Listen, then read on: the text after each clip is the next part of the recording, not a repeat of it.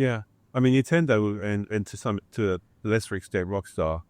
Um, I think Nintendo are the best video game developers in the world, and have been for what, probably since they started, almost. Yeah. Which is the early '80s, right? Hmm. I guess Donkey Kong was probably or there was games before Donkey Kong, like Radar Scope and stuff, but with certainly with the NES, the Famicom, their level of quality was always the highest, and so they have 40 something years of institutional knowledge of how to build the best games in the world. And that's how they can do something like, Tears of the Kingdom or Breath of the Wild before it, um, are, are absolutely phenomenal pieces of software. And, Hmm. I don't often sit down and look at something. I'm kind of spoilt now, right, in terms of playing games because, once you know how the sausage is made and you've been doing it for so long, there aren't really many things that I see that I go, wow, anymore, right? It's like Yeah. I kind of respect them from a perspective of that was well executed, and I like what they did there. But it's like you're constantly picking it apart. Oh Um, yeah. Yep. but yeah, when I was playing Tears of the Kingdom, when I started futzing around with the putting things together mechanic and trying to make it go wrong, and I couldn't. And if in fact it did more than I possibly thought it could.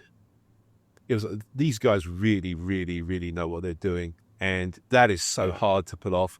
And I tried to think of how I would do that, and it's like, well, it would take me 4 times as long Yeah. because I Yeah. don't have the institutional knowledge and all the other mechanisms around that to frame it in, and they build on the things constantly and improve them.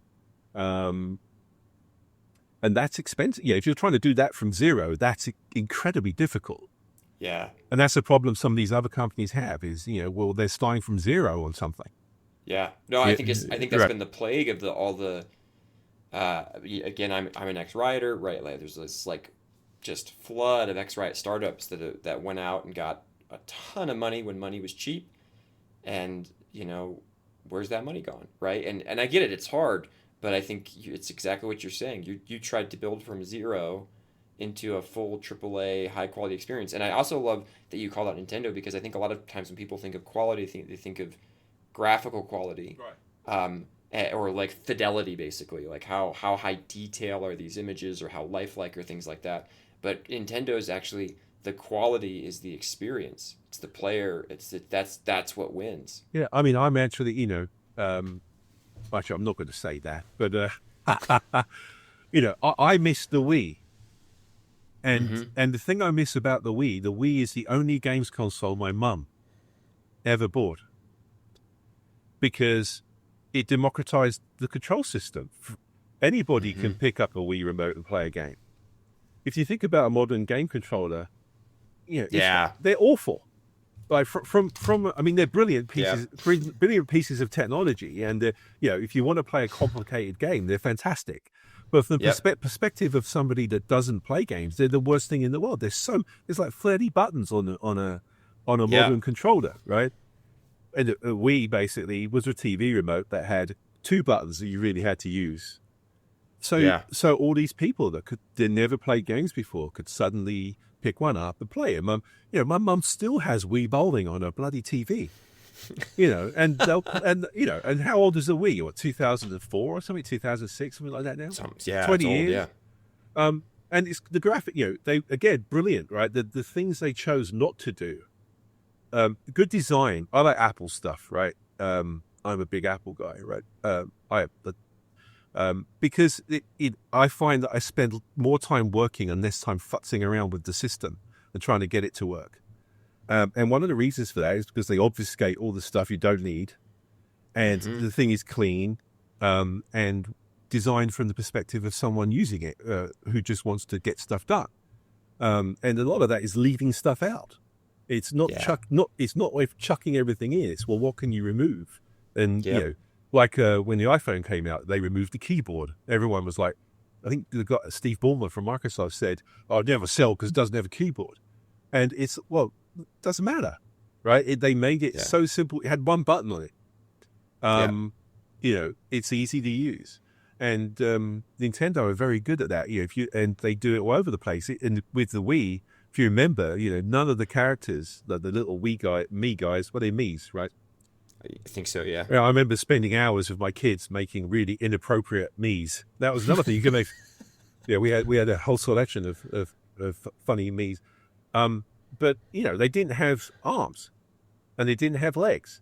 They had feet Hmm. and hands because then you don't have to animate them, right? You just Yeah. have to put and it if you gave it a little charm that was its own, and it solved a massive technical problem Yeah. at the same time, right? And brilliant. I mean, that's the kind of decision great designers make, those kinds of decisions and Yeah. make it work. And they're the kings of that because their hardware is traditionally.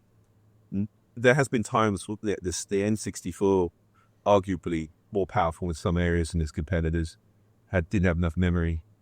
The SNES, arguably, had a slow CPU, but usually their hardware isn't the bleeding edge in terms of performance. Right.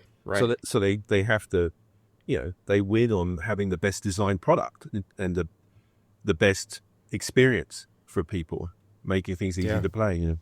The fun.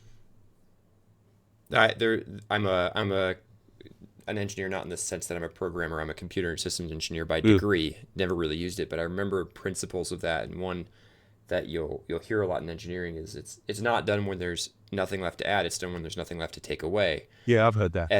And that I think sits into this space of they win on quality of experience, and it's looking at that through a very holistic lens versus any like there's a lot of studios out there.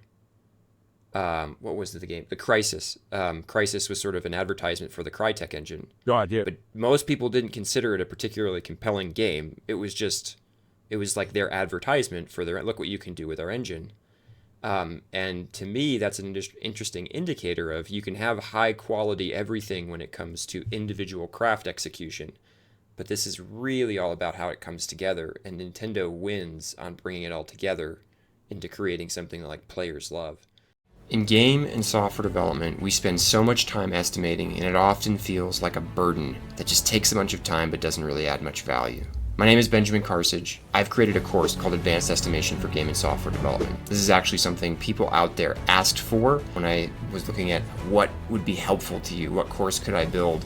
Estimation was the number one thing you picked, and I can understand why. Everywhere I've gone in our industry and in software generally, I see teams struggling with estimation, fighting with a sense of false precision, and generally going through the motions rather than really getting value out of all the time they're spending. And in my time, both in the military, in software development, and game development, I've been able to successfully predict the completion of large projects. I've seen other people do the same, and so I know it is possible. If you want to be doing that for your team, if you want to be advancing your understanding of estimation and how it can help you, this course is for you. A quick overview of what we cover. We start by discussing the state of estimation today, why it's so challenging, and why are we all doing it and continuing to do it even though it doesn't seem to add that much value. Second, we talk about calibration, how we can become better calibrated estimators and train others to be the same. Third, we talk about how to get ready to estimate. Who should be estimating? What are we actually estimating? How do we set up ourselves to succeed and to avoid the individual biases and fallacies that prevent our estimates from being good? Finally,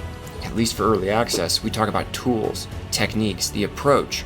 What are the ways that you can actually create estimates that add value? And when should you not use those techniques and use others instead? In the future, we're going to be releasing even more modules where we cover things like how to estimate things that aren't just how long a project might take, but to think about money and resources and so many other things that we end up estimating, value and whatnot. The 6th and 7th modules talk about small and large scale estimation and really try to make all of what we've talked about so far practical. And those modules will be coming in the future. For right now, we're focusing on those first 4. And as a result, we're keeping this course in early access at a lower price. As more modules come out, that price will go up. So get it today while it is as low as it'll be, and you will get all the future sections as well as those first 4. It's already 15 hours of content and more than 20 worksheets, templates, and examples for you to take away. I also interject stories from my own experiences, both failures and successes, of how estimation has gone well and poorly and what you might be able to learn from those things. So there's a lot of tools here, there's a lot of resources. This is a problem we're all facing because we all spend so much time doing this, and I think we get way too little value out of it. I think we could be spending less time and getting more value and really helping our teams succeed, creating the software, the games that will really please our audience and players. If that's something you're interested in, check out the course.